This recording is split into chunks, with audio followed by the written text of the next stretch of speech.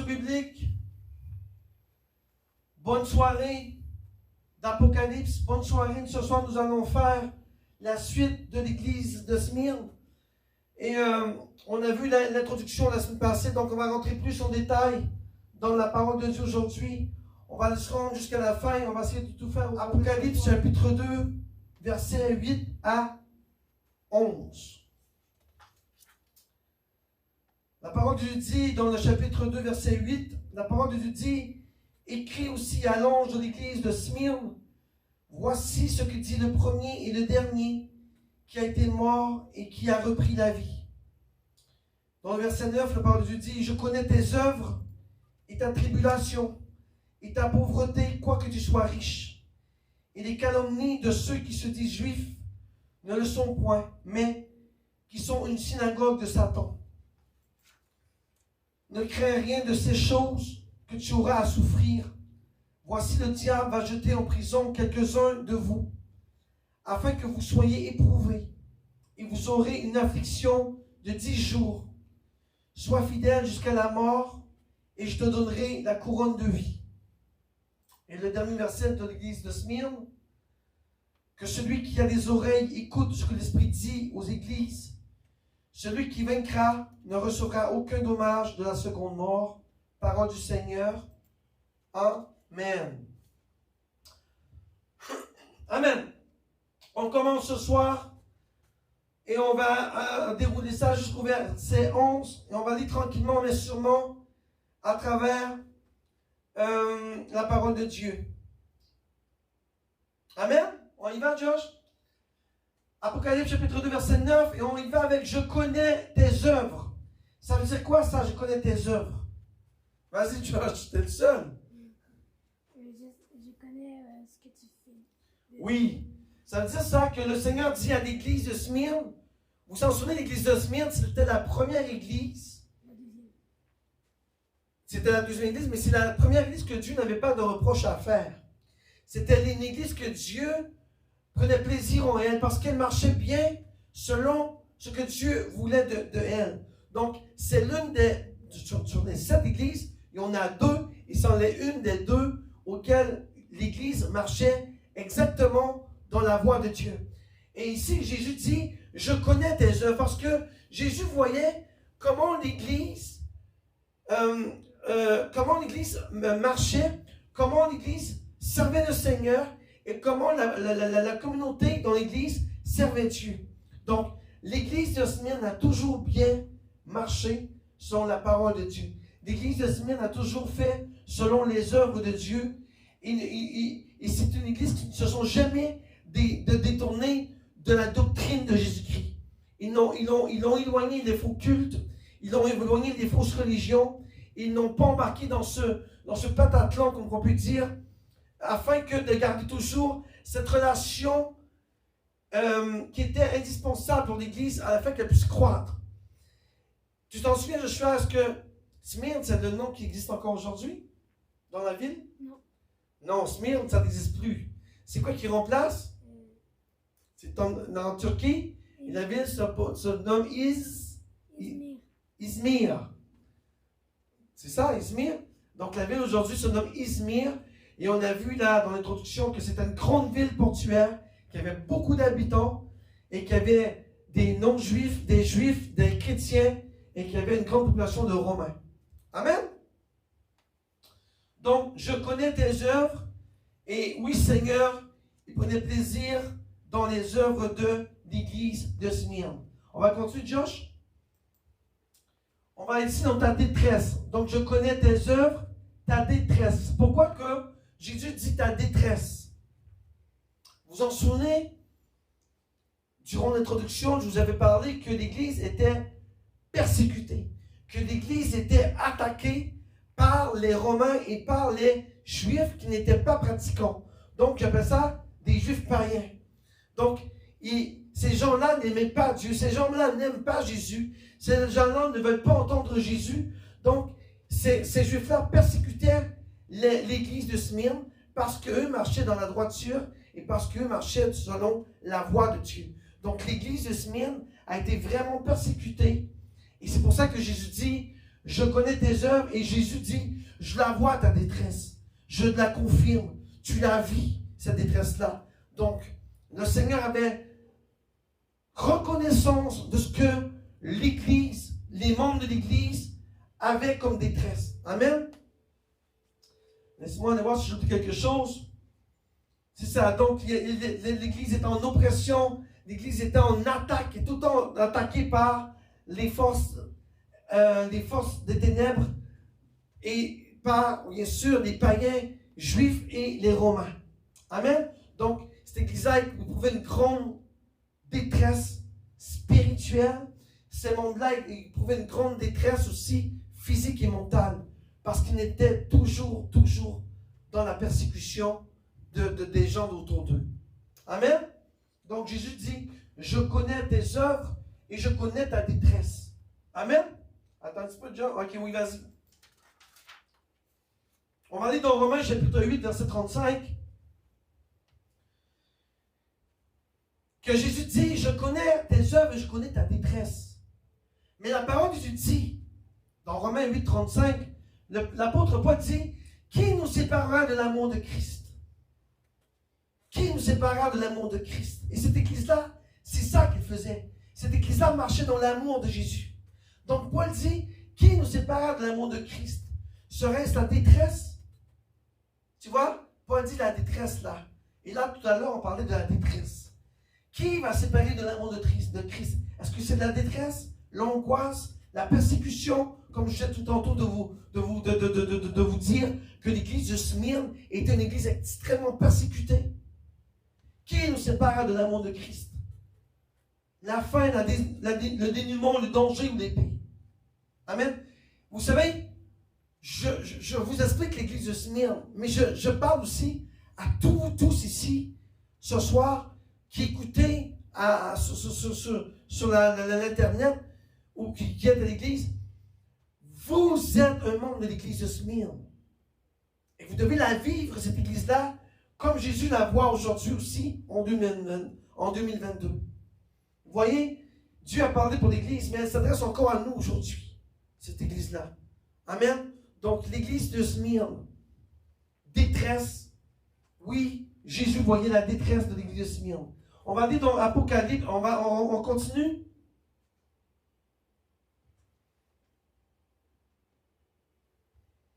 Ta pauvreté, pourquoi? Jésus dit, je connais tes œuvres, je connais ta détresse et je te connais ta pauvreté. De quelle pauvreté qu'on parle? L'église, elle était tellement persécutée que les gens dans l'église étaient extrêmement pauvres. Il était pauvre économiquement, il était pauvre psychologiquement, il était pauvre moralement, mais ils n'ont jamais abandonné leur Seigneur. Ils n'ont jamais baissé les bras. Parce qu'ils ont toujours cru que le Seigneur était leur force, que le Seigneur était leur appui, que le Seigneur était leur rocher. Amen. Donc, ici on voit ta pauvreté. Et, laisse-moi avoir mes petites notes de seconde. Vous savez, ces gens-là, à ce moment-là, étaient dépouillés de leurs biens, étaient dépouillés de leur maison, étaient dépouillés de leur nourriture, parce qu'ils étaient persécutés par les Juifs. Et parce que les Juifs ne voulaient pas entendre le mot Jésus-Christ, ils ne reconnaissaient pas le Seigneur comme Dieu. Donc, ces gens-là étaient persécutés. Vous voyez, on voit ça encore aujourd'hui, en 2022. Lorsque tu parles de Jésus, les gens ne veulent pas entendre. Et c'est une genre de persécution mentale. Lorsque les gens te parlent avec des yeux, vous voyez, les yeux parlent. Donc, juste le fait d'entendre parler de Jésus, il y a des gens qui ne veulent pas entendre. Juste leur regard dit tout. Leur visage dit tout. Leur façon de se comporter dit tout. Amen. Donc, c'est la même chose que les gens de Smyrne vivaient. Ils étaient persécutés parce qu'ils proclamaient le nom de Jésus-Christ. Et parce qu'ils marchaient dans la voie de Dieu. Amen. C'est une église qui a eu beaucoup de persécutions. Les membres de l'église étaient attaqués, dépouillés, même dans la nourriture, dans leur salaire, dans leur économie. Tout n'allait pas bien pour ces gens-là. D'accord? Vraiment, c'était une église de persécution. Mais moi, ce que j'aime là-dedans, c'est que ces gens-là n'ont jamais lâché. Ces gens-là n'ont jamais lâché leur premier amour. Ces gens-là n'ont jamais lâché le Seigneur. Malgré tout ce qu'ils pouvaient vivre, ils n'ont jamais abandonné. Amen. Gloire à Dieu. Voyez, on vit ça encore aujourd'hui. Les gens, ils vont voir que, exemple, moi, je sais pas, moi, tu t'en vas, tu as une belle relation avec un ami ou quelqu'un, et hop, là, il sait que tu es un chrétien, que tu as Jésus dans ta vie. Il y a des gens là qui sont tellement anti-Jésus qu'ils vont se séparer de toi. Juste le fait que tu entends que tu es un chrétien, et que tu es un homme de Dieu, ou que tu es une femme de Dieu, et que tu pratiques la droiture et la parole de Dieu, les gens vont juste s'éloigner de toi. Malheureusement, ça existe encore en 2022. On continue, Joshua. On va aller dans Isaïe 41, verset 17. La parole de Dieu dit dans la version Sommaire. Les opprimés, les pauvres, cherchent de l'eau sans en trouver. Et la soif dessèche leurs langues. Moi, vous voyez, Jésus est toujours avec ceux qui ont de la... Jésus est toujours avec ceux qui ont des difficultés, des problèmes. La parole de Dieu dit, moi, l'Éternel, je les exaucerai. Moi, le Dieu d'Israël, je ne le délaisserai pas. Peu importe ce que tu vas vivre. C'est un bel exemple, ça, des gens qui sont persécutés. Des gens qui sont attaqués. C'est un bel exemple ce soir à prendre note pour ceux et celles qui vivent des moments difficiles. Que le Seigneur ne vous abandonnera jamais. Peu importe ce que tu vas vivre. Peu importe ce que tu vas subir comme oppression. Le Seigneur Dieu dit, je ne les délaisserai pas. Parce que le Seigneur est toujours avec toi. Et le Seigneur était toujours avec l'église de Smyrne. Dieu prenait plaisir dans cette église. Et quand Dieu prend plaisir en l'église, ou quand Dieu prend plaisir en toi, Dieu, mon enfant, ne va jamais te délaisser. Même si c'est long, même si ça paraît dur, et que ça paraît ton épreuve de son interminable, dis-toi quelque chose, c'est que tu, aux yeux de Dieu, tu es une personne importante. Et jamais Dieu va te laisser tomber. Jamais. Gloire à Dieu.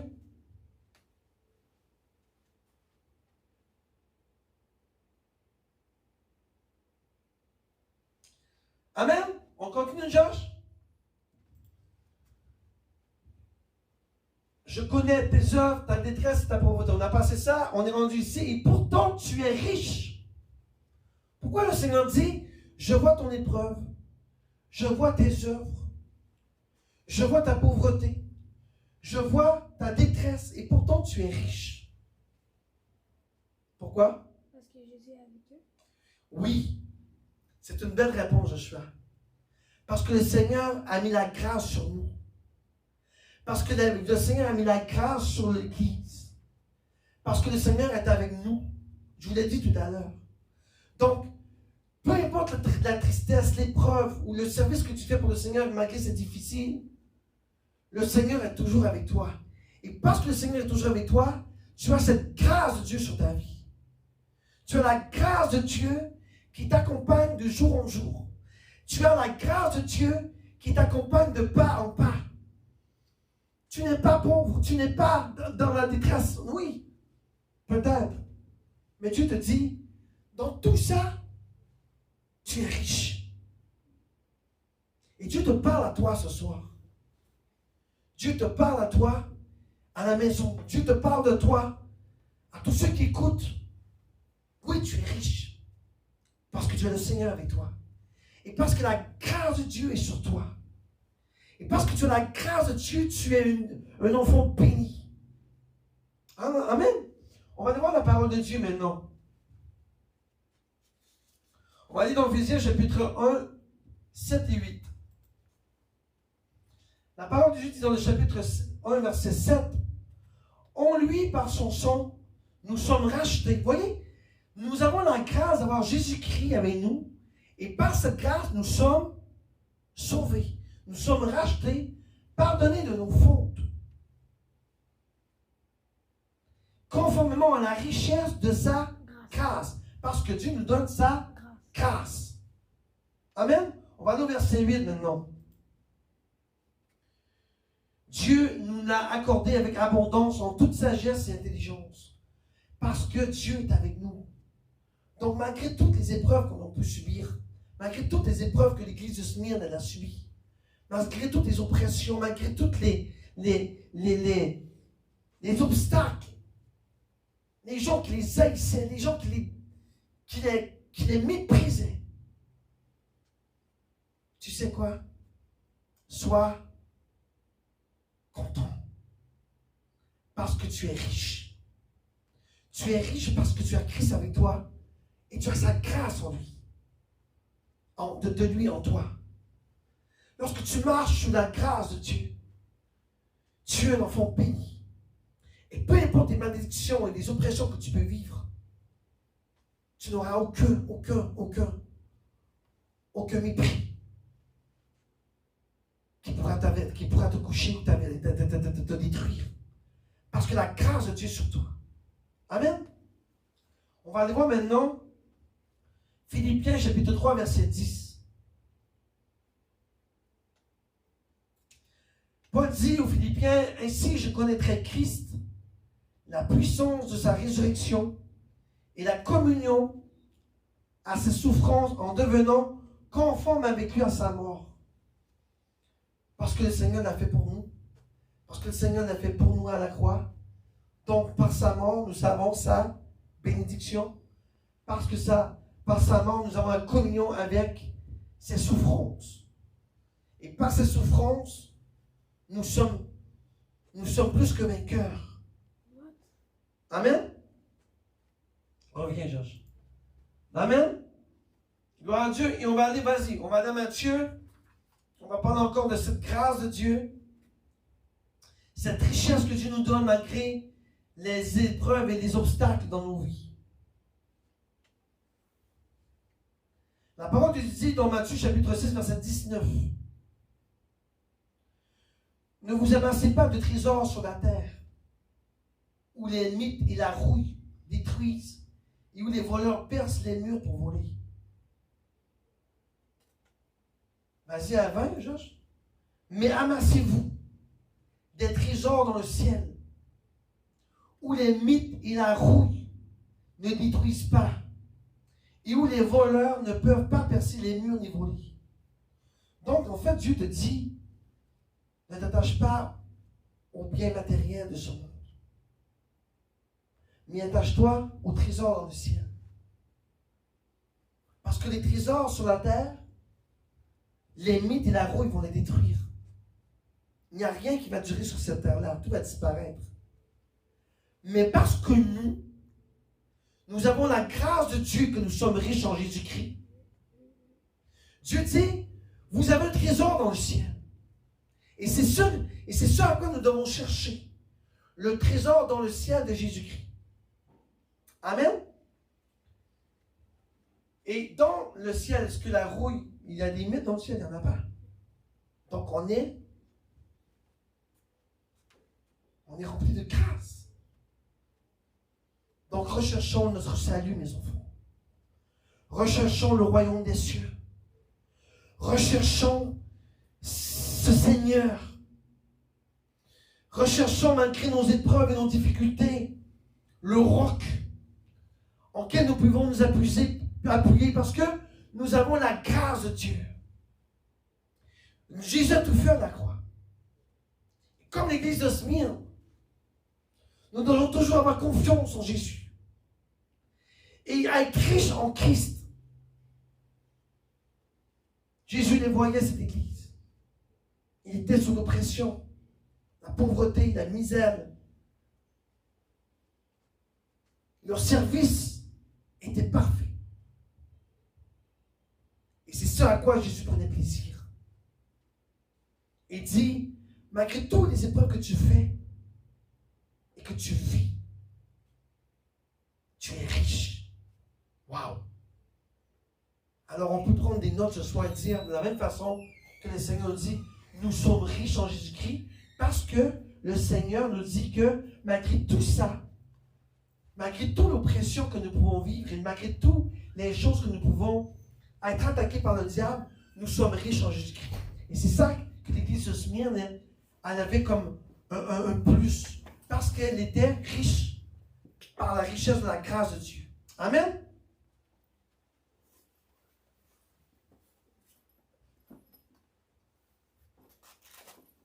On va dans l'autre, Joshua. On est rendu ici, ainsi que les calomnies de ceux qui se disent juifs. Ça veut dire quoi, ça? Ça veut dire que, je vous ai parlé la semaine passée, dans l'introduction, je vous avais parlé que les Juifs détestaient entendre parler de Jésus-Christ. Ne voulaient pas en fait entendre parler de Jésus-Christ et de sa doctrine.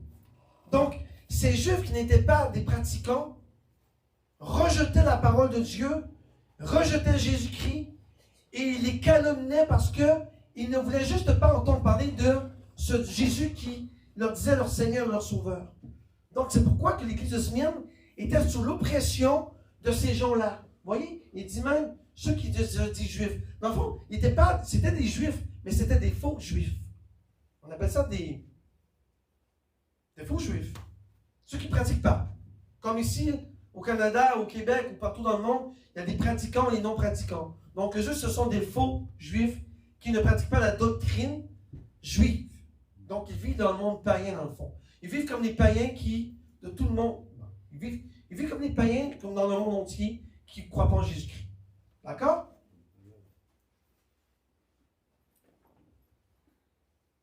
Donc, ces Juifs-là, ici, ce sont eux qui persécutaient l'église de Smyrne. Et comme je vous disais tout à l'heure, eux autres, ils ne suivaient pas la doctrine d'Abraham. Ils ne suivaient pas leur ancienne alliance. Il n'y avait pas de Dieu pour eux. Leur Dieu, c'était la déesse. Comment elle s'appelait encore? Non, c'était quoi la déesse? Ça vient de Rome? Roma. D'accord? Donc, eux autres, ils suivaient la doctrine de Rome. Ils suivaient la doctrine des déesses des païens. Et eux autres, ils ne voulaient rien savoir de Jésus-Christ. Et malheureusement, ces mêmes Juifs-là ont persécuté l'église de Jésus-Christ. D'accord? Et c'est pour ça que la parole de Dieu dit, ainsi que les calomnies. Donc, les calomnies, c'est des choses que tu fais qui ne sont pas gentilles, de ceux qui se disent juifs. Amen? Amen.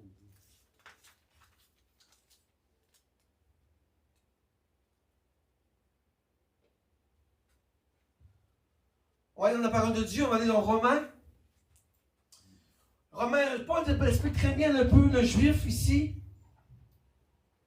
Et ça s'applique à nous aussi comme païens, n'est-ce pas?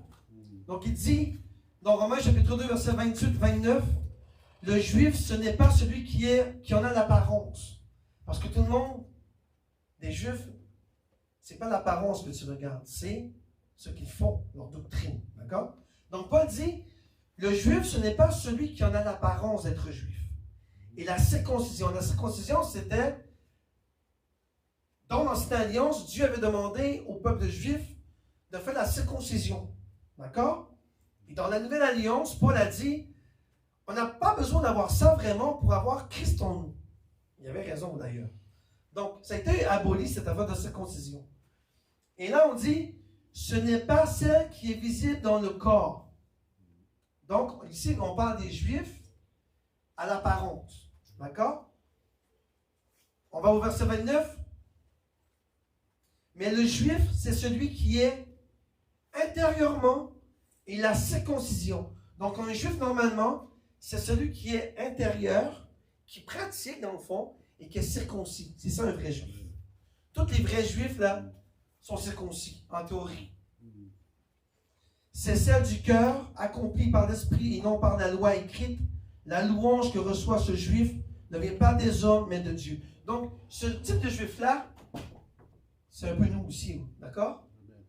Parce que nous, on a fait partie du peuple de Dieu. Donc, en théorie, on est un peuple juif. Mais nous, on pratique le vrai Jésus-Christ.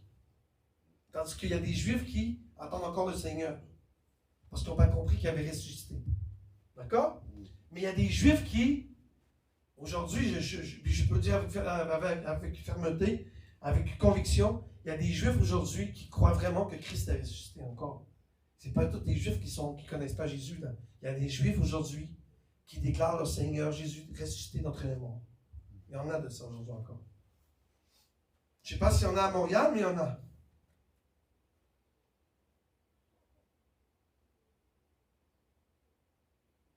Amen? Amen. Ici, si on retourne à notre parole de Dieu, voici Joshua. Ici, là, ceux qui se disent juifs, ces personnes-là, eux autres, ils détournaient la loi juive. Ils ne voulaient même pas entendre parler de la loi juive. Et lorsque ils voyaient les chrétiens, pas les chrétiens, l'église de Smyrne, pratiquer le Jésus, ces gens-là disaient que c'était un blasphème pour eux. Ils ne voulaient tellement pas entendre parler de Jésus, ils les traitaient de blasphémateurs. Ces gens-là. D'accord? Donc, c'est pour ça que l'église de Smyrne a été vraiment persécutée. Mais n'oubliez pas qu'elle marchait avec Jésus. C'est l'une des deux qui a marché vraiment, malgré leur oppression, on l'a vu tout à l'heure, vous n'étiez pas là, malgré leur défaite, leur service au Seigneur était parfait. Malgré tout ça, le Seigneur a dit, tu es riche. Et puis Dieu prenait plaisir dans l'église. Pourquoi? Parce qu'ils n'ont jamais abandonné. Malgré des persécutions, ils n'ont jamais lâché le Christ Seigneur. Amen? Amen. On continue?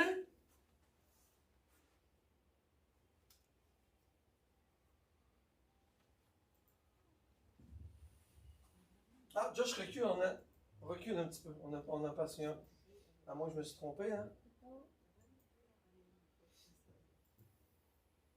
Ici. Mais qui sont dans la synagogue de Satan. On reprend?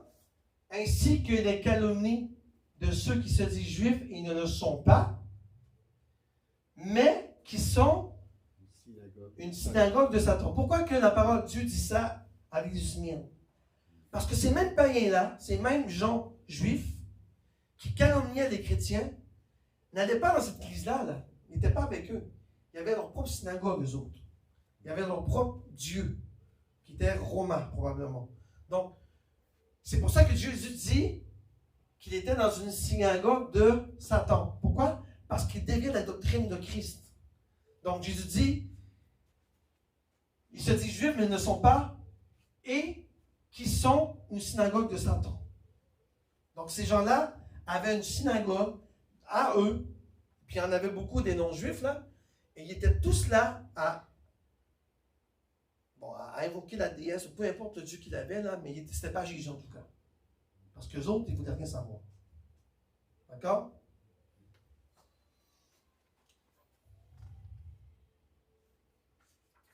Est-ce que les empereurs, il y avait des synagogues dans le temps, en Pergame? Les Romains? Est-ce que les Romains avaient la même synagogue qu'eux autres, les non-païens? Non, ils n'allaient pas dans la même place. Les Romains avaient leur propre église aussi. Donc, il y avait trois. Il y avait la Smyrne qui était Christ. Il y avait la synagogue de Satan que Jésus appelle les gens qui étaient des juifs, en théorie qui auraient dû être avec le Seigneur, mais qui ont rejeté. Et il y avait les empereurs qui avaient leur propre, bon, je n'appelle pas ça des églises, mais leur propre des synagogues dans le temps.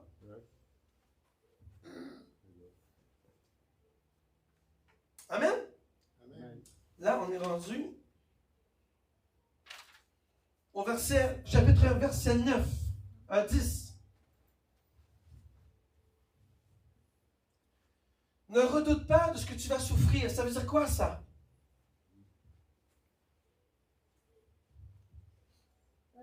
Là, ça commence. Enfin, un peu d'action. Parce que, en fait, ne redoute pas ce que tu vas souffrir parce que Satan, là, le diable, il allait les persécuter pendant des jours. Vraiment beaucoup. Josh, t'avais-tu d'autres choses? Mais Satan allait les persécuter, puis il faut pas qu'ils doutent. Faut pas qu'il tombe. L'église de Smyrne a été vraiment une église persécutée, vraiment. C'était l'une des pires églises qui était persécutée. Et pourquoi Jésus dit, ne redoutez pas ce que tu vas souffrir?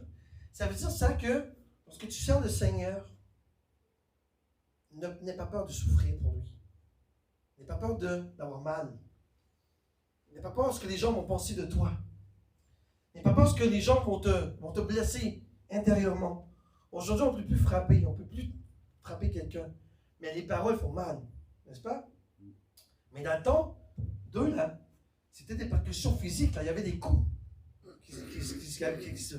Mais Jésus dit, ne redoute pas de ce que tu vas souffrir. Donc, aujourd'hui, si on applique ça à nous aujourd'hui, Dieu te dit, peu importe l'attaque que tu vas souffrir, que tu vas vivre, ou l'oppression que tu vas avoir, n'aie pas peur. Ne redoute pas de ce que tu vas souffrir, parce que c'est dans les épreuves qu'on devient fort. C'est ça que Paul l'apôtre a dit. C'est dans les épreuves qu'on devient fort.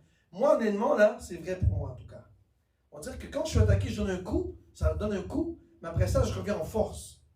D'accord? C'est comme ça qu'on devrait tous être, en fait. On reçoit de petites gifles, mais là, on doit reprendre l'aplomb et revenir fort. Donc, lorsqu'on sert le Seigneur, il faut toujours souffrir pour lui. C'est pas dans la parole de Dieu ça qu'il faut être esclave de Christ? Oui. J'ai déjà vu ça dans la parole de Dieu, il me semble. Hein? C'est dans Paul. Paul? Ben, il faut être esclave de Christ. Puis un esclave, normalement, c'est pas bien traiter un esclave. Un esclave, c'est brassé. Un esclave, c'est ridiculisé. Un esclave, c'est méprisé. Mais on sert le roi. Et notre récompense sera, on va le voir tout à l'heure, d'accord? On va pas aller là tout de suite. Mais il ne faut pas avoir peur de servir le Seigneur et de souffrir là-dedans. D'accord? Combien de personnes qu'on parle aujourd'hui et qu'on fait rire de nous? Ou qu'ils ne veulent pas entendre, ou qu'on se fait rejeter, ou on ne veut pas parler, on ne veut pas entendre ton Jésus, va-t'en chez toi. Ou... Ça fait mal. Mais ta souffrance, au moins Dieu la voit. Et tu ne souffres pas pour rien. Amen? Amen. On va aller dans Genèse. Là, on parle des Juifs qui ont été méchants. Regardez la prophétie qui a été annoncée à Abraham. Est-ce que vous pensez que c'est une prophétie, ça? C'est la prophétie pour l'église de Smyrne. Regardez ce qu'elle dit. L'Éternel dit à Abraham, longtemps passé là, on parle de peut-être 5000 ans avant, 4000 ans avant là. C'est loin là. Quand on dit la prophétie, la prophétie peut pas s'appliquer tout de suite. Ça peut prendre des années avant qu'on la voie. L'Éternel dit à Abraham, sache que tes descendants seront étrangers. Ça veut dire quoi? Ce sont les non-juifs qui ne voulaient pas entendre. Dans un pays qui ne seront pas à eux. Il était où? Est-ce qu'il était dans un pays des Juifs? Il était à Pergame. À Smyrne, excusez. Parce que ce n'était pas leur pays. C'était exactement la prophétie que l'église de Smyrne. On les réduira en esclavage et on les opprimera pendant 400 ans. Et ça, c'est la prophétie pour l'église de Smyrne. Pendant 400 ans, cette église a été persécutée. C'est incroyable, hein? 400 ans. Je vais vous nommer les rois qui les ont maltraités, ces gens-là. Je vais vous les nommer. Il y en a 7. Je suis parfait de Dieu, tu vois? Il n'y a rien qui vient avec Dieu. Je vais vous les nommer les rois tout à l'heure. Vas-y à Luc. À l'autre. Cependant, la nation dont ils seront esclaves, c'est les esclaves, c'est l'église de Pergame. C'est moi-même qui les jugerai. Donc c'est Dieu qui va les juger, eux autres. Et ils sortiront ensuite avec de grandes richesses. Donc, tu vois, l'Église était persécutée, mais Dieu dit, en mon temps, je vais les juger, ces gens-là. Et toi, l'Église de Pergame, toi, l'Église que j'aime, tu auras de grandes richesses. C'est quoi la richesse? C'est être avec le Seigneur, quoi. C'est être dans son royaume. C'est vivre dans le royaume des cieux. C'est ça, la richesse. La richesse, c'est pas, quand on l'a vu dans Matthieu, c'est pas ce qui rouille et qui va se faire manger par des bibites, là. La richesse, c'est le royaume des cieux. Et c'est cette richesse-là qu'on doit rechercher nous aussi. Et Dieu ne dit pas des richesses, de grandes richesses. Pourquoi? Parce que tu auras été persécuté à cause que tu auras servi le Seigneur. Tu vois, la persécution apporte la récompense. Amen? J'ai commencé tôt ce soir, mais j'ai tellement de choses à vous dire, puis je veux passer cette église-là, d'accord? On va aller dans Actes des Apôtres. Regardez comment pense que c'est Paul qui disait ça ou c'est Pierre. Non, c'est Jésus. C'est Jésus. Il dit, je vais lui montrer à Paul combien il doit souffrir pour mon nom. Donc Dieu s'attend à ce que tous les chrétiens qui le servent bien souffrent pour son nom. C'est normal. C'est tout. Alors, donc lorsque tu souffres pour le Seigneur, on a toujours tendance à... Mais tu dois être content parce que tu souffres pour le Seigneur. Peu importe ce que tu vas vivre, tu souffres pour Jésus. Et ta récompense sera grande. Mais on a toujours l'intention, on a toujours cette faiblesse de ne pas penser qu'on souffre pour le Seigneur. Mais dans toutes les souffrances que nous passons, nous souffrons pour Christ. Dans n'importe quoi que nous allons passer sur cette terre-là, la souffrance que l'on va subir, c'est au nom de Jésus. Amen? Amen.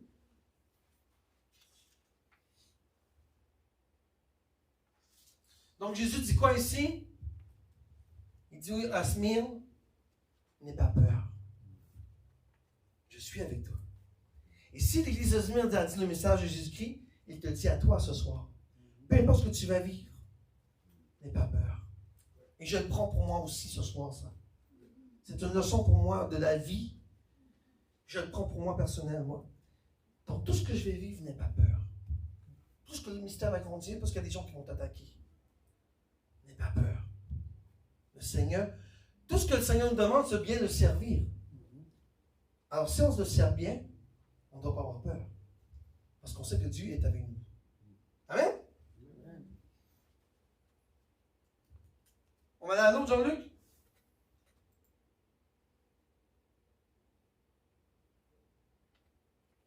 Un petit peu. C'est quoi notre récompense, notre richesse? Regardez ici. Je leur donne la vie éternelle. C'est ça notre vie, notre richesse. Et elles ne périront jamais. Et nul les ravira de ma main. C'est ça notre espérance.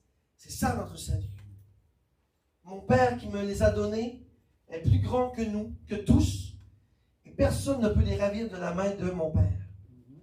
Donc lorsque tu as le Seigneur avec toi, n'aie pas peur. Parce qu'il n'y a personne qui peut venir te dérober. Il n'y a personne qui peut venir te faire du mal. Oui, tu l'as, ta souffrance. C'est normal, on l'a. Mais notre récompense sera grande. Amen? Amen. On continue dans le chapitre, dans le verset 2, verset 10, le diable. C'est qui ça? Satan. Merci. Satan, ouais. Le diable, c'est le mot grec qui veut dire Satan. Et qu'est-ce que ça veut dire aussi le mot diable? C'est son premier péché qu'il a fait de toute façon. Menteur. Un accusateur. Accusateur. Qu'est-ce qu'il a dit à elle? Dieu ne t'a-t-il pas dit? Donc, il accusait Dieu. Là. Dieu ne t'a-t-il pas dit que... Blablabla. Donc, il accusait Dieu d'avoir menti. C'est ça qu'il a fait. Amen? Après ça, c'est quoi le diable? Si Dieu l'a mis là, c'est important dans sa parole. Il n'est pas qu'il est important, mais c'est important à comprendre ici le reste. C'est un ange déchu qui a été lancé, qui a été mis à l'extérieur du royaume. Et il a été où? Sur la terre. Il a été sur la terre pour faire du mal et détruire l'homme. Et le mettre dans le péché. Il a réussi malheureusement. OK?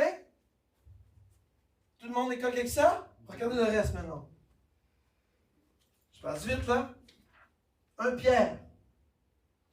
Soyez sobres, restez vigilants. Votre adversaire, le diable, rôde comme un lion rugissant, cherchant qui dévorer. Et là, il rôde encore plus fort en 2022. Pourquoi? Parce que le retour du Seigneur est bientôt. Et plus que Jésus arrive, plus qu'il sait. Il ne sait pas quand Jésus arrive, ça c'est pas vrai. Mais il sait que le temps est proche.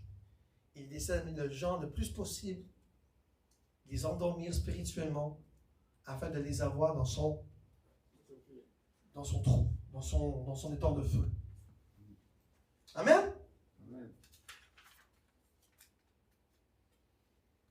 On va aller vers Jean-Luc, on continue notre belle parole d'Apocalypse. Voici le diable va jeter quelques-uns d'entre vous en prison. Ça veut dire quoi, ça? Il va nous tenir prisonniers. Il va nous mettre Donc, il dit à son église, attention, mettez-vous dans le contexte de Smyrne, l'église qui sert bien le Seigneur, persécution totale, se font frapper, se font vider leur argent, ils n'ont presque pas de nourriture à manger parce qu'ils sont vraiment persécutés. Les gens vont chercher des emplois. Toi, tu es avec Jésus, on ne veut rien savoir. C'est ça qu'ils vivaient. il va nous mettre dans le désespoir. Donc, et là, Dieu dit, ne redoute pas, n'aie pas peur, ce que tu vas souffrir. Parce que tu vas souffrir. Amen. Et regardez qu'est-ce qu'il dit. Satan va jeter quelques-uns de vous en prison. C'est quoi que ça veut dire, ça? Comment Satan peut emmener des gens en prison? Il va les lier, il va les aveugler, Comment? il va Alors, les tromper. vous allez attirer. N'oubliez pas que Dieu parle à son église. Il va les tromper, bien sûr. Donc, Dieu veut dire que il va se servir de ces Juifs-là. Satan va se servir des Juifs-là pour t'apporter dans les problèmes. Dans des problèmes politiques, dans des problèmes tribunaux, etc., etc. D'accord?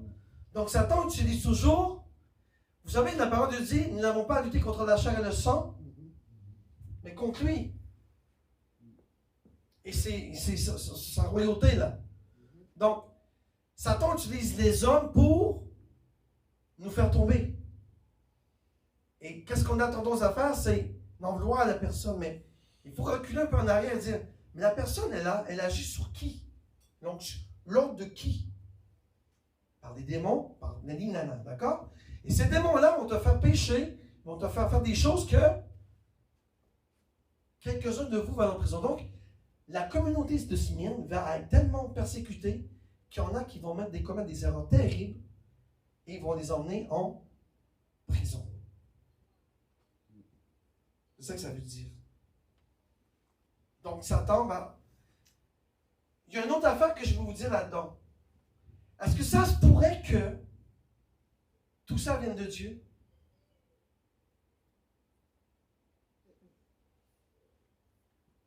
Est-ce que Dieu peut mettre ses enfants à l'épreuve Oui. pour éprouver leur foi? Avec Job, il l'a fait. Bien sûr. Merci, Joshua. Il a fait Job. Donc, il y a deux choses là-dedans puis on ne peut pas confirmer ça à 100%, d'accord? On peut dire que le diable agit seul et a persécuté les chrétiens et a emmené les gens en prison, ou on peut dire, et là on n'aura jamais la confirmation de ça parce que ce n'est pas biblique, donc il y a deux options. Soit que c'est une attaque de satanique, ou soit que Dieu a permis à Satan pour éprouver le chrétien dans quel niveau de foi as-tu. Parce qu'il dit ici, Afin que vous... ne crains pas de ce que tu vas souffrir. Maintenant, ce que tu vas vivre, je vais voir comment tu vas agir. Donc, ça peut être l'une ou l'autre des situations. Satan qui va tout seul, il se bat, puis il détruit les chrétiens, ou Dieu dit à Satan, va éprouver mon église. Voir leur niveau. Parce que n'oubliez pas que l'église marchait bien avec Jésus. Et c'est lorsqu'on a des épreuves qu'on devient encore plus fort. Donc Dieu voulait solidifier probablement aussi sa maison. Amen. C'est quand on est... Tu sais, des fois, on a des petites épreuves là, à traverser dans l'église, des fois. Mais ça fait du bien parce que ça solidifie l'église encore plus. Satan, il pense qu'il détruit l'église. Mais il a tort. Parce que les églises qui sont forts, ils vont se relever de ça encore plus fort. N'est-ce pas, papa? Oui. Donc, ici, il y a deux scénarios plausibles que je ne peux pas vous dire un ou l'autre qu'est-ce que c'est, mais moi, je prends les deux et je vis avec, d'accord? Ça peut être Dieu ou ça peut être vraiment le diable qui attaque les humains, ok? Ça fait du sens? Ah, Jean-Luc, tu as une question? Oui. Moi, je pense que c'est pour affermir l'église, parce qu'après, il dit, afin que vous soyez mis à l'épreuve. C'est possible. Donc, ça doit être ça, non? Possible. Mais ça peut être l'autre aussi, donc, quand même. D'accord? On va aller voir dans Jacques chapitre 1, verset 12. Non, il n'y a pas. Ah, je ne l'ai pas mis? Vas-y, donc, un autre voir Jean-Luc, encore une fois. Ouais, on va revenir après, ok? Heureux est l'homme qui endure la tentation. Le diable. Excusez, t'as changé? Ok, reste là. Car, après avoir été éprouvé, il recevra la couronne de vie que le Seigneur a promise à ceux qui l'aiment. Donc, Jésus nous dit, ceux-là qui ont des épreuves et qui passent à travers tout ça, heureux sont-ils, car ils auront la couronne de vie. Amen? Je vous explique tantôt c'est quoi ça veut dire, avoir la couronne de vie. Vas-y, Jean-Luc, on revient. Ok, ça on l'a vu, d'accord? On l'a vu ça, vas-y, passe. Là, on va aller à notre prochaine. Vous aurez 10 jours de détresse. Ça veut dire quoi, ça? Vous aurez besoin d'aide pendant ce temps-là. Le chiffre 10 ici est important parce que ça dénote une quantité de temps. D'accord? Donc, encore là, il y a 3 scénarios possibles. Soit que les chrétiens ont vraiment passé 10 jours à l'épreuve. 1, 2, 3, 10 jours. On peut parler d'une autre option, que ce sont les... Tantôt, je vous ai dit 17, hein? Mais c'est 10 empereurs romains qui ont attaqué Smyrne. 10, pas 7, c'est 10. Et je vais vous les nommer. Ou l'autre option, ce serait quoi, d'après vous? Que ce soit les nombres de Dieu, par exemple. Jésus, au début, il avait les 7 jours du commencement. C'était un jour, c'était 1000 ans. Deuxième jour, c'était 1000 ans encore. Troisième jour, 1000 ans, 1000 ans, 1000 ans. Peut-être que c'est 10 000 ans. Non. Il y a 6 jours. C'est pas ça que ça veut dire. Il a dit dans la parole. Daniel. Vous vous souvenez de Daniel? Qu'est-ce qu'il a dit au roi? Est-ce que vous voulez bien? Mais je fais souvent cette diète-là d'ailleurs. Qu'est-ce qu'il a dit au roi, à l'eunuque, pour avoir un cœur sage et intelligent, et pouvoir bien parler devant le roi? Il a dit de le mettre combien de jours? 10 jours. 10 jours. Pendant manger des fruits et des Donc c'est une épreuve pour eux, d'accord? Ouais. 10 jours sans manger de viande, des fruits et légumes seulement. Donc c'est une épreuve de 10 jours. Ça peut être une genre de prophétie de Daniel ici. D'accord? 10 jours de détresse. D'accord? Donc il y a 3 options possibles. Daniel, la prophétie, qui va venir chercher cette église de Smyrne. Parce que 10 jours de... Moi, 10 jours de fruits et légumes, je trouve ça dur parce que j'aime bien la viande. D'accord? Donc pour moi, c'est un fléau pour moi. Je vous le dis. C'est pas facile, là. Après ça, on a quoi? Les 10 rois, que je voulais nommer. Et ou bien non, c'est 10 jours consécutifs, vraiment. Top, top, top, top, top. D'accord? Je vous nomme les rois que je... Non, il y en a 10 finalement. Il y avait Néron, Domitien, Trajan, Adrien, Septimus, Sévérus, Maximin, Décius, Valérien, Aurélien et Dioclétien. Ce sont 10 rois qui ont massacré des chrétiens pendant leur vie. Donc les 10 jours, ça peut représenter ces 10 rois-là qui ont massacré ou essayé de détruire le christianisme dans le monde. Et ça, c'était des rois terribles. Hein. Ils ne voulaient vraiment pas que ça existe, la religion christianisme. Parce que quoi? Eux autres, il y avait quoi?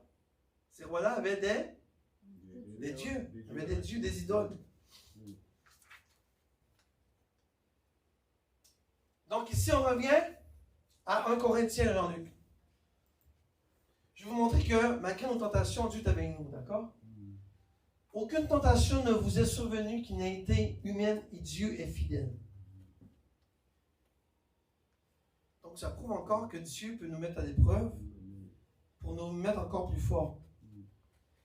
Dieu est fidèle, il ne permettra pas que vous soyez tantôt au-delà de vos forces. Vous voyez comment Dieu est bon? Dieu ne va pas permettre que tu sois mis à l'épreuve au-delà de ce que tu peux supporter toi-même. Parce que Dieu te connaît. Mais avec la tentation, il préparera aussi le moyen d'en sortir afin que vous puissiez la supporter. Donc, dans ton épreuve, Dieu te rend fort afin que tu puisses supporter ta tentation. Mais il ne va pas aller au-dessus de ce que tu peux toi-même supporter. Ça fait-tu du sens? On va aller voir maintenant Daniel. Mais Daniel dit au maître d'hôtel qui avait été établi par le chef des eunuques sur Daniel, Anania, Mishkaël et Azaria, éprouve, je te prie, tes serviteurs pendant 10 jours. Éprouve. C'est une épreuve. Vous voyez ce que je vous disais tout à l'heure? C'était pas facile pour Daniel. Là. Probablement Daniel aussi aimait la viande. Là. Il dit, éprouve, je te prie, tes serviteurs pendant 10 jours. Et qu'on nous donne des légumes à manger, de l'eau à boire. Amen? Amen. Ceux qui font ce jeûne-là, il ne faut pas tricher. Hein? Parce que je sais qu'il y en a qui font ça. Hein? Je parle à la caméra, bien sûr. La caméra est là. D'accord? Ceux qui font ce jeûne de Daniel là, de 10 jours, la parole de Dieu dit bien des légumes et de l'eau. Donc, vous devez disqualifier tout ce qui est à côté. Les céréales, le lait, les substituts, le beurre, tout ça. Vous devez manger des légumes et de l'eau. D'accord? Parce qu'il y en a beaucoup qui font des jeûnes de Daniel comme ça, mais ils font ce qu'ils veulent, quoi. Sauf, oh, je ne vais pas manger de viande. Non. C'est pas ça que la parole nous dit. Légumes. Donc, pas de fruits. Au début, je trichais, moi. Une station m'a dit, qu'est-ce que tu fais? Qu'est-ce que tu fais avec une pomme, là? Ce sont des pommes de fruits. Je ne vois pas de fruits. Pourquoi je mange un fruit? Pourtant, c'est bien marqué légumes, il n'y a pas de fruits. Il n'y a pas de fruits. Donc, on doit manger des carottes, des céleris, des radis, tout ça. Mais pas des pommes, et tout ça. On se comprend? Pour nous mettre à l'épreuve.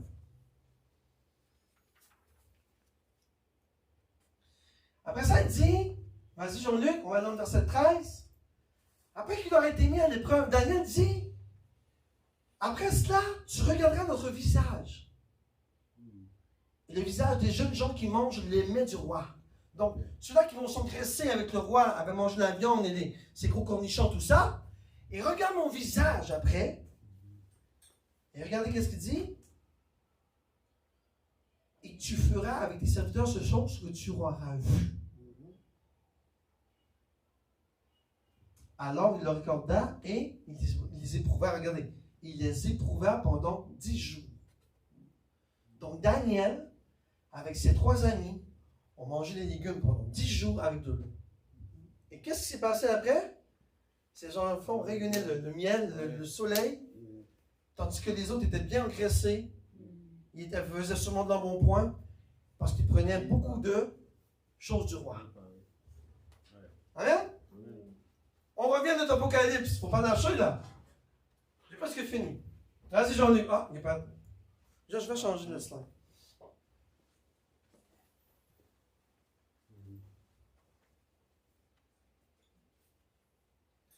Sois fidèle jusqu'à la mort. Ça veut dire quoi ça?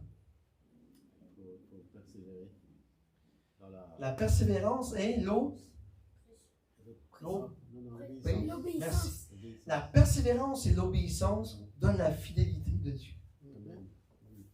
Donc, la parole de Dieu dit, sois fidèle jusqu'à la mort. Ça veut dire quoi ça?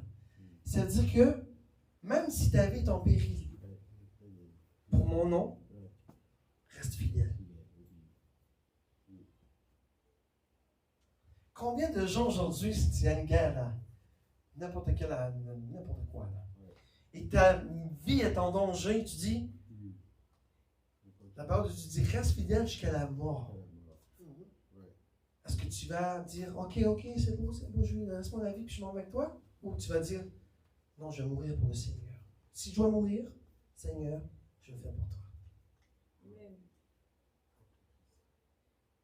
Et c'est pas ça qui s'est passé avec notre évêque là? Comment que c'est pas encore? Notre évêque de Pergame, de Smyrne. Celui qui est mort, l'a martyrisé, l'a brûlé. Polycarpe? Polygame. Non, Polycarpe? c'était pas polygame. Polycarpe. C'était polycarpe. Polycarpe. Polycarpe. C'était pas l'évêque Polycarpe. Lui, s'est battu jusqu'à la mort. Ça veut dire, lui, il n'a jamais. Et ça a été un boost pour les autres. Parce que pour l'Église, de voir leur leader, leur chef d'Église, celui qui avait été entraîné par l'apôtre Jean, le voir mourir pour Christ, on va faire ça nous aussi. Peu importe ce qui va arriver. Et vous savez quoi? L'église de Pergame n'a jamais tombé. Donc il y a des gens qui sont morts pour Jésus, je vous le dis. Il n'y a pas juste pour mon évêque. Bon, on ne dit pas dans la parole, mais moi, d'après moi, il y en a d'autres qui sont morts pour le nom de Jésus-Christ. Et bon, moi, j'exhorte à tout le monde qui nous écoute sur Internet, bien sûr, donnez votre vie à Christ. Que lorsque vous la donnez, vous devez être fidèle jusqu'à la mort. Peu importe ce qui va arriver. Amen? Amen.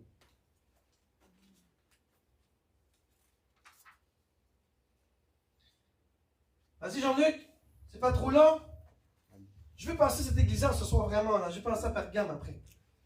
Et je te donne la couronne de vie. Ça veut dire quoi, ça? Papa, tu vois, j'y vais morceau par morceau, hein, pour bien expliquer la parole. Je vous donnerai la couronne de vie. C'est quoi la couronne de vie? Je vais donner une grande récompense au ciel. C'est quoi? Une grande récompense au ciel. Une grande récompense. Waouh, Joshua. Tu entreras dans le royaume. La couronne de vie. Tu entreras dans le La royaume. vie éternelle, la gloire. Oui. La sagesse. Donc, ça veut dire que c'est dans le ciel, Tu seras quoi? tu auras une couronne, tu vas marquer vie dessus, c'est ça? Bah, tu seras. Ça veut dire C'est que ça? tu seras un prince avec... Donc, tu vas te promener avec une couronne avec marqué vie. La couronne de vie. Non, Donc, c'est la vie en Jésus-Christ. c'est la vie en Jésus-Christ. Parce que la couronne, Donc, tu n'auras pas de couronne? C'est la vie éternelle. C'est toi, ça, ouais, oui, oui. tu es couronné, hein. Tu as la couronne. D'être avec le Seigneur, avec les anges, avec Jésus dans le ciel. La couronne de vie veut dire la couronne du martyr. Ce sont eux qui sont morts pour jusqu'à la mort. C'est ça que la parole nous dit. Sois fidèle jusqu'à la mort et je te donnerai la couronne de vie. Donc ce sont la couronne pour les martyrs. Mais pas seulement pour les martyrs.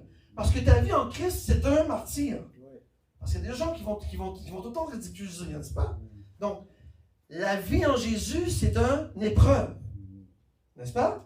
C'est une épreuve, là, être chrétien, puis se battre contre la société, puis les gens qui nous entourent, là. C'est pas facile, là. D'accord? Donc, on est tous des martyrs de Christ, n'est-ce pas? Tous les chrétiens, pour moi, ce sont des martyrs de Jésus-Christ. Même si tu n'as pas été jusqu'à la mort. Mais il y en a qui vont aller jusqu'à la mort, et gloire à Dieu. Maintenant, la couronne de vie, c'est pas une couronne que tu auras dans le ciel que tu vas promener avec, là. C'est pas ça que ça veut dire.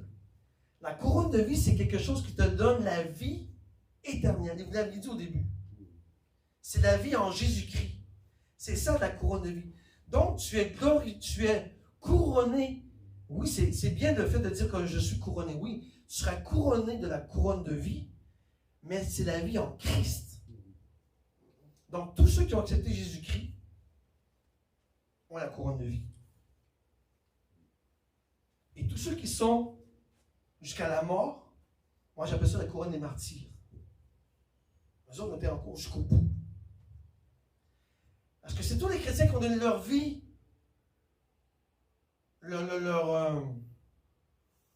revivre de nouveau, enfant de nouveau, né de nouveau, né de nouveau. Est-ce que ce sont tous les nés de nouveau qui auront cette couronne?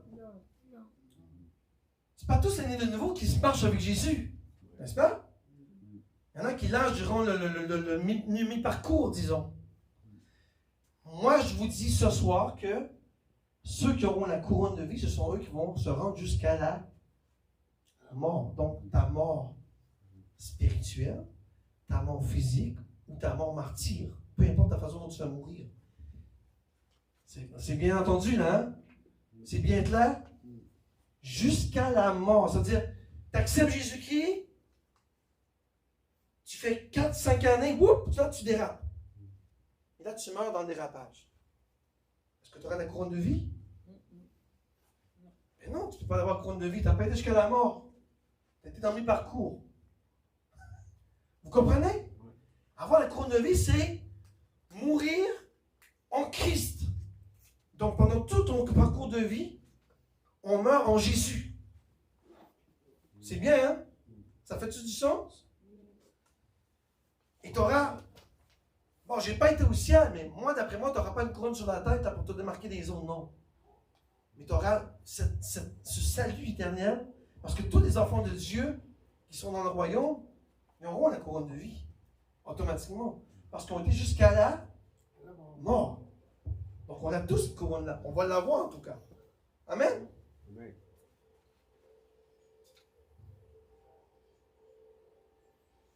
On est rendu au verset 11. Et le dernier ce soir, on va passer à la prochaine église la semaine prochaine. Ça a bien été, celle-là, hein? Ici, Pasteur Lee, tu t'en souviens qu'est-ce qu'on avait dit? Que celui qui a des oreilles, ça veut dire quoi? J'ai pas mis en jaune parce qu'on a dit la dernière. Ça veut dire quoi, ceux qui ont des oreilles? Sur le discernement. Tous ceux qui entendent la parole. Voilà. C'est ça?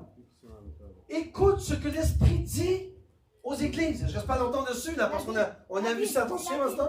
C'est la Bible. C'est l'Esprit qui Enseigne la Bible. qui propage la parole de Dieu. C'est lui qui la transporte, cette parole-là. C'est lui qui la délivre à ses brebis. Pour Jésus, d'accord? C'est l'Esprit de Dieu qui vient. La parole de Dieu vient de l'Esprit. Je prends l'Esprit, l'épée de l'Esprit qui est la parole de Dieu. Amen?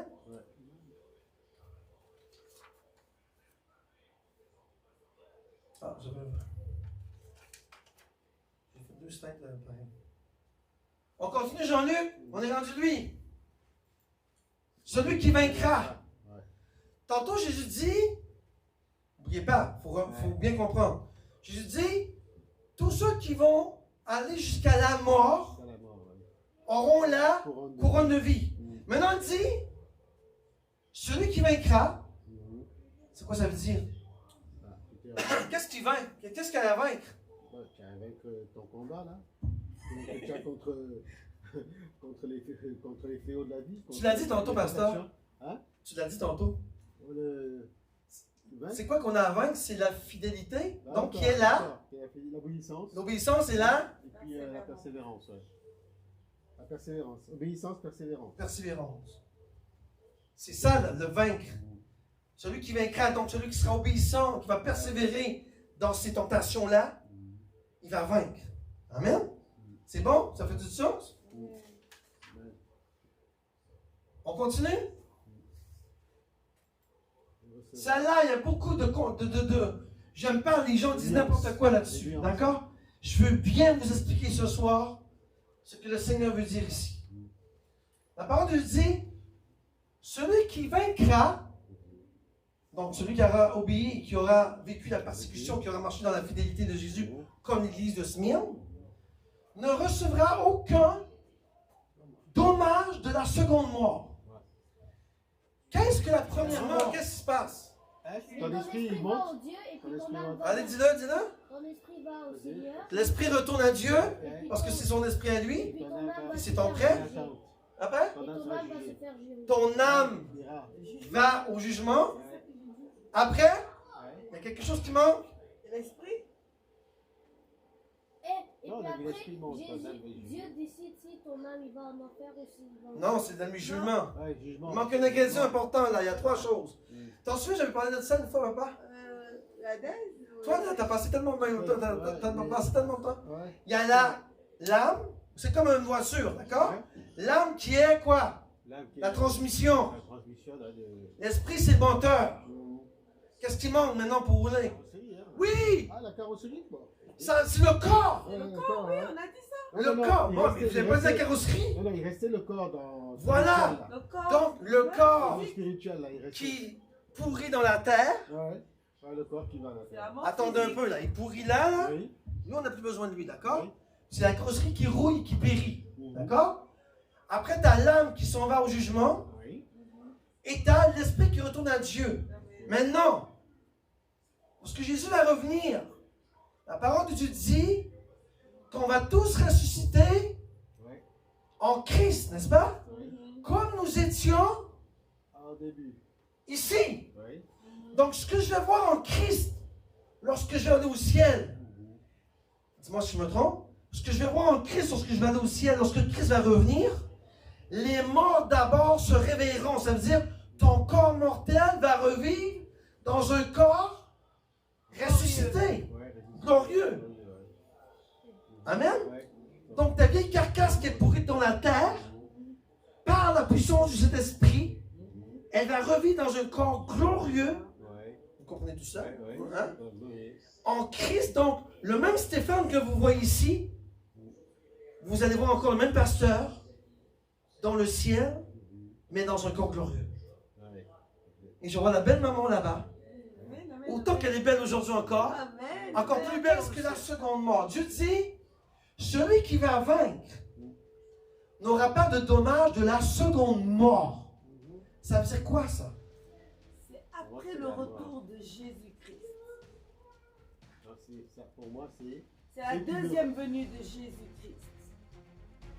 Non. Ah, non, Non, non. tu es déjà ressuscité. C'est la mort. Tu es déjà en Christ. Là. Pour C'est ceux la qui mort. sont- Ça, c'est ceux qui sont à l'enfer. Merci, Donc, il n'y aura pasteur. pas de dommage. La seconde mort, ce sont ceux que Ouais. On a. Dieu va envoyer dans les temps de feu. Boum. Ça finit là. D'accord? Donc la première mort, c'est ton corps qui est ressuscité. Ton corps qui est ton corps qui meurt dans la terre, ton esprit retourne à Dieu, ton âme va au ciel en attente du jugement, d'accord? Boum, là c'est la seule première mort. Maintenant Jésus revient, whoop, là tout le monde qui sont morts en premier revivent dans leur corps glorieux en Christ, et le jugement va faire en sorte que les autres là, qui ne sont pas encore sauvés, ils vont où? En attendant les temps de feu. Il va dans le Séoul, qui est le séjour des morts. Merci, pasteur. Donc, lorsque Jésus-Christ va passer tout le monde en jugement, ces mêmes personnes qui sont dans le Séoul en attendant leur jugement vont se retrouver dans la deuxième mort, qui est la seconde mort. Je vais bien expliquer. Tu ne vas pas dans le Séoul qui t'attend là. Le Séoul, c'est